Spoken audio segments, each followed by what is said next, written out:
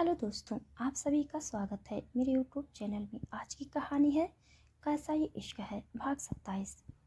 विहान रोशनी को किस करने ही वाला था, तभी उसका फ़ोन बजा। रोशनी आंखें खोली। विहान रोशनी को छोड़कर पॉकेट से फ़ोन निकाला और रोशनी को देखा। फिर कॉल पिक करके दूसरी ओर जाके फ़ोन में बातें करने लगा। विहान ने किस एक बार फिर अधूरा छोड़ दिया था। रोशनी गुस्से में पैर पटकते हुए बाहर चली गई और जोर से दरवाज़ा बंद कर दी। दरवाजे की आवाज़ सुनकर विहान पलट कर देखा और मुस्कुराकर अपना फ़ोन पॉकेट में रख दिया। विहान टेबल से लगकर दरवाजे की तरफ देखते हुए डेविल स्माइल करके बोला, तुम्हें बिना किस करे छोड़ने का मन मुझे भी नहीं करता बेबी, पर क्या करें, मैं तुम्हें खुद अपने करीब आते हुए देखना चाहता हूँ और जो वैम्पायर किंग सोचता है वो करके दिखाता है। दूसरी तरफ रोशनी गुस्से में कॉरिडोर से चलकर जा रही थी, तभी किसी से जोर से टकराकर गिरने लगी। तभी वो शख्स उसकी हाथ पकड़ लिया और उसको गिरने से बचा लिया। रोशनी गिरने के डर से अपनी आंखें कसकर बंद किए हुई थी। जैसे ही उसको लगा कि वो गिरी नहीं है, तो वो आंखें खोलकर सामने देखी। एक हैंडसम शख्स उसका हाथ पकड़े खड़ा था। रोशनी जल्दी से सीधा खड़ी हुई और उसको देखकर बोली, सॉरी, मैंने आपको देखा नहीं। वो आदमी बोला, इट्स ओके, मिस हो जाता है, कभी कभी हो जाता है गलतियाँ। रोशनी उसको देखकर फीकी मुस्कुरा दी, फिर उसके बगल में होते हुए निकल गई। रोशनी के जाते ही उस आदमी का चेहरा पर एक जंगजीत मुस्कान आ गई। वो अपनी गर्दन टेढ़ी घुमाते हुए बोला, आखिर मैंने तुम्हें ढूंढ लिया रोशनी। रोशनी दिव्या को ढूंढते हुए जा रही थी, तभी उसको कश्वी दिखी, जो हड़बड़ी में डेस्क पर जाकर बैठी और फाइल लेकर कुछ देखने लगी। कश्वी को देखकर रोशनी के चेहरे पर एक लंबी मुस्कान तैर गई। वो जल्दी से जाकर उसके पास चेयर लगाकर बैठ गई। कश्वी रोशनी को देखी और मुस्कुरा दी और फिर से फाइल को देखने लगी। रोशनी उसको ऐसा करते देख बोली, क्या हुआ? कश्वी कंप्यूटर स्क्रीन देखते हुए बोली, क्या बताओ रोशनी, अम्मा मुझे जाने नहीं दे रही थी। मैं जैसे तैसे चुपके से उनके रूम से फाइल लेकर आ गई। आज प्रेजेंटेशन है और मैं रेडी भी नहीं हुई। बताओ अब मैं क्या करूं? रोशनी उसको शांत करते हुए बोली, अरे तुम इतना टेंशन क्यों ले रही हो जाएगा अच्छे से। कुछ सोचते हुए तुम एक काम करो, तुमने जो प्रेजेंटेशन बनाया है वो मुझे प्रेजेंट करो, जिससे तुम्हें वहाँ जाकर प्रेजेंट करने में कोई दिक्कत नहीं होगी। कश्वी खुश होकर, हाँ ठीक है। कश्वी अपनी लैपटॉप में हार्ड ड्राइव डालकर एक फाइल ओपन किया, फिर उसमें कुछ पिक्चर दिखाकर रोशनी को एक्सप्लेन करने लगी। रोशनी ध्यान से सब सुन रही थी। तभी उसको अजीब सा एहसास हुआ। उसकी दिल की धड़कन अपने आप तेज रफ्तार पकड़ ली। रोशनी अपने दिल की वाली जगह पर हाथ रखकर मन ही मन बोली, इसे क्या हुआ? ये इतनी तेज से क्यों धड़क रहा है?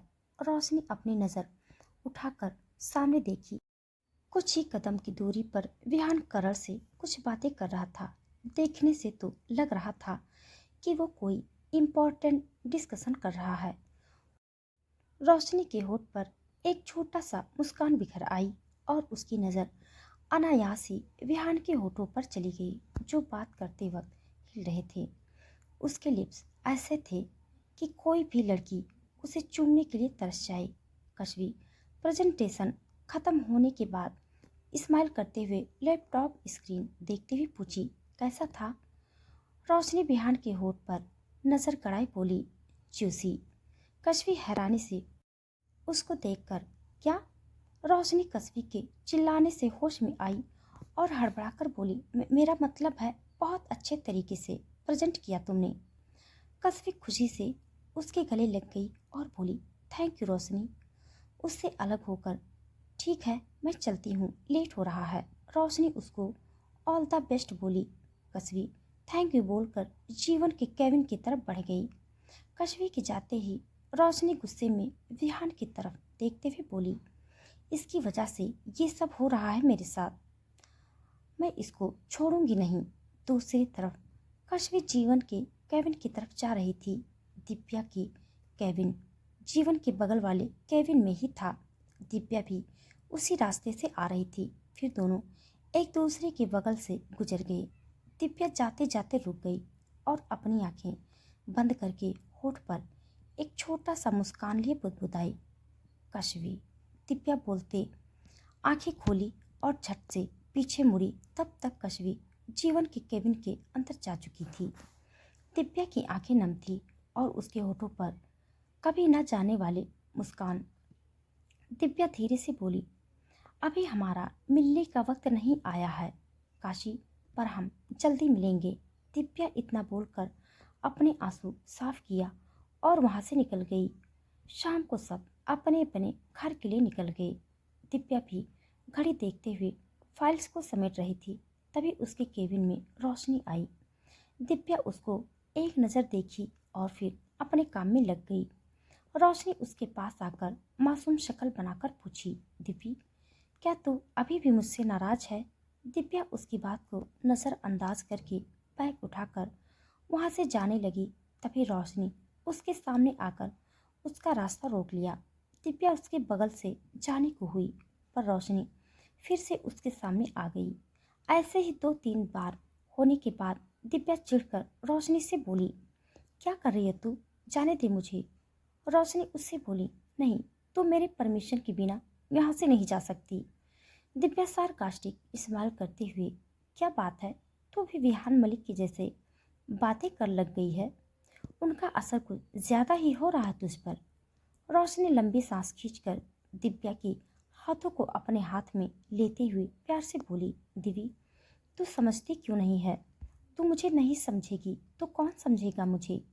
दिव्या उसका हाथ झटकते हुए, क्या समझूं मैं रोशनी? यही कि तूने अपने भाई के लिए खुद की सौदा कर लिया। ये नहीं सोचा कि उसके ठीक होने के बाद उस पर क्या बीतेगी। कम से कम एक बार मुझसे पूछ लेती। नहीं, क्यों पूछेगी ना तू? मैं कौन होती हूँ तेरे लिए? रोशनी नम आंखों की उसको देखते हुए कुछ बोलने के लिए मुंह खोली ही थी। तभी करण एकदम से अंदर आया। दिव्या और रोशनी करण की तरफ देखे। दोनों अपनी आंखों की नमी साफ कर ली। करण रोशनी को देखा और उससे बोला, रोशनी, विहान तुम्हें बुला रहा है दिव्या से, और दिव्या तुम मेरे साथ आओ। दिव्या हाँ में सर हिलाई और रोशनी घूरते हुए करण के साथ बाहर चली गई। रोशनी भी खुद को नॉर्मल करके केबिन से बाहर निकल गई। करण दिव्या को घर छोड़ने को जैसे तैसे करके मनाया था, क्योंकि वह जानना चाहता था कि आखिर दिव्या कंपनी ज्वाइन करने का पीछे की मकसद क्या है। करण गाड़ी चलाते हुए गहरी सोच में गुम था। तभी उसको दिव्या की आवाज़ सुनाई दिया, जो कह रही थी, दिव्या, मुझे पता है तुम क्या सोच रहे हो। करण बिना उसे देखे, अच्छा, क्या तुम मेरा मन पढ़ सकती हो? दिव्या बड़ी अदा से अपने बाल को पीछे झटकते हुए बोली, हाँ करण, हंसते हुए। अच्छा, तो बताओ मैं क्या सोच रहा हूँ?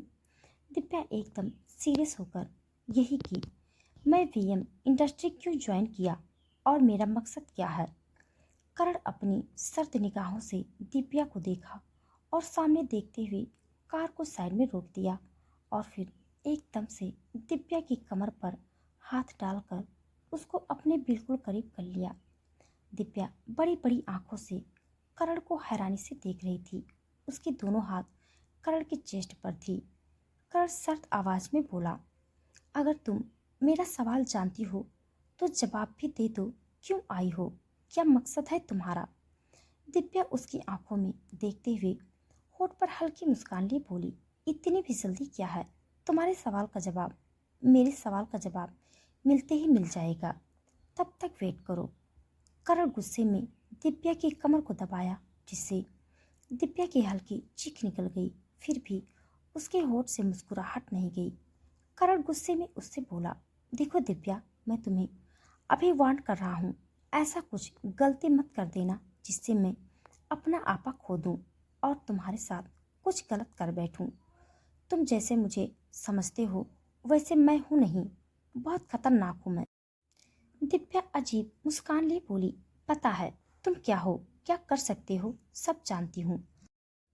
और मैं ये भी जानती हूँ कि तुम दिव्या को कोई नुकसान नहीं पहुँचाओगे। करण उसकी बात सुनकर अजीब नज़रों से उसको देखा, फिर झटके से उसको छोड़ दिया और सीट पर सर टिकाकर गहरी गहरी सांसें लेने लगा। दिव्या अपनी सीट में ठीक से बैठते हुए चेहरे पर बड़ी स्माइल लिए उसको देख रही थी। करण जल्दी से कार स्टार्ट किया और रोड पर भगा दिया। रात का वक्त विहान कमरे में एक बुक पढ़ रहा था। रोशनी नहाने गई थी। विहान बुक पढ़ ही रहा था, तभी उसको कुछ अजीब आवाज़ सुनाई देने लगी। विहान उस आवाज़ पर ध्यान से सुनने लगा। वो किसी जानवर के हांफने की आवाज़ थी। विहान एकदम से उठकर हवा की तेजी से जाकर बालकनी का दरवाज़ा एकदम से खोल दिया और बालकनी में आ गया। विहान चारों तरफ नजर दौड़ाया, नीचे देखा पर उसको कोई नहीं दिखा। उसको थोड़ा अजीब लगा। तभी उसको अपने पीछे किसी की मौजूदगी महसूस हुई। वो झट से पलटकर उस शख्स को पलटकर दीवार से सटा दिया, जिससे रोशनी की आह निकल गई। विहान रोशनी को देखकर बोला, तुम यहाँ क्या कर रही हो? रोशनी थोड़ी गुस्से से उससे बोली, मैं यहाँ नहीं तो और कहाँ जाऊँ? तुमने भी कभी जाने दिया है मुझे यहाँ से? विहान जुनून भरी नजरों से उसको देखते हुए उसकी कमर पर हाथ रखकर बोला, जाने तो मैं तुम्हें कभी भी नहीं दूंगा। तुम सिर्फ मेरी हो। तुम्हारी हर एक सांस पर सिर्फ मेरा हक है। रोशनी उसकी आंखों में देखते हुए सब सुन रही थी। फिर अचानक उसकी नज़र विहान के होठ पर गई। जब विहान को उसकी नज़रों का पीछा किया तो उसके होठ पर एक गहरी मुस्कान आ गई। वो रोशनी से दूर होकर रूम के अंदर चला गया। रोशनी उसको ऐसे जाते हुए देख गुस्से में उसके पीछे गई और उसकी बाजू पकड़कर एकदम से उसको अपनी तरफ घुमाई और उसके होठ पर अपने होठ रखकर किस करना शुरू कर दिया। रोशनी का किस बिल्कुल भी सॉफ्ट नहीं था। वो किस के जरिए अपना गुस्सा उतार रही थी। वहीं विहान के मन में खुशी के लड्डू फूट रहे थे। रोशनी उसको किस करते हुए पीछे की तरफ धक्का देने लगी। रोशनी के धक्का देने से विहान पीछे होते हुए बेड पर गिर गया। उसके साथ ही रोशनी भी उसके ऊपर गिर गई, पर उसकी किस टूटी नहीं थी। वो जोर जोर उसके होठ को चूमी जा रही थी। वहीं विहान की पकड़ रोशनी की कमर पर कसती जा रही थी। रोशनी किस करते हुए बार बार उसके निचले होठ को हल्का हल्का काट रही थी और उसके हाथ विहान के चेहरे को पकड़ा हुआ था। बेचारी रोशनी, उसको पता भी नहीं है कि वो विहान के बिछाए जाल में फंसती जा रही है। वो अपनी गुस्सा निकालने में लगी हुई है। रोशनी उसके होठ किस करते हुए रुकी और हाँफते हुए गुस्से में विहान के चेहरे को देखी। फिर उसकी गर्दन में मुंह घुसा लिया और जोर जोर से उसकी गर्दन पर बाइट कर दिया। विहान उसकी हरकत से मुस्कुरा उठा। रोशनी गुस्से से मुंह उठाकर देखी और ऊपर से उठकर जाने लगी। विहान मुस्कुराते हुए उठ खड़ा हुआ और रोशनी का हाथ पकड़कर एकदम से उसको अपनी तरफ खींच लिया। रोशनी उसके मूव के लिए तैयार नहीं थी। वो सीधा उसकी बाहों में आ गई थी। रोशनी अपना सर उठाकर देखी। वो कुछ बोलने को हुई, तभी विहान उसके नरम होठों को अपने होठ के कब्जे में कर लिया और उसके होठ को बेतहाशा चूमते हुए पीछे की तरफ धकेलते हुए उसको दीवार से सटा दिया। रोशनी दीवार और विहान के बीच बिल्कुल दब गई थी। उनके बीच हवा गुजरने का भी फासला नहीं था। विहान का एक हाथ रोशनी के सर के पीछे की बाल को जकड़ा हुआ था और दूसरा हाथ रोशनी के शर्ट के अंदर कमर को सहला रहा था। तो दोस्तों, आज के लिए बस इतना। इसके आगे का भाग जानने के लिए आप सब मेरे साथ बने रहिए। हमारी कहानी आप सबको कैसी लग रही है कमेंट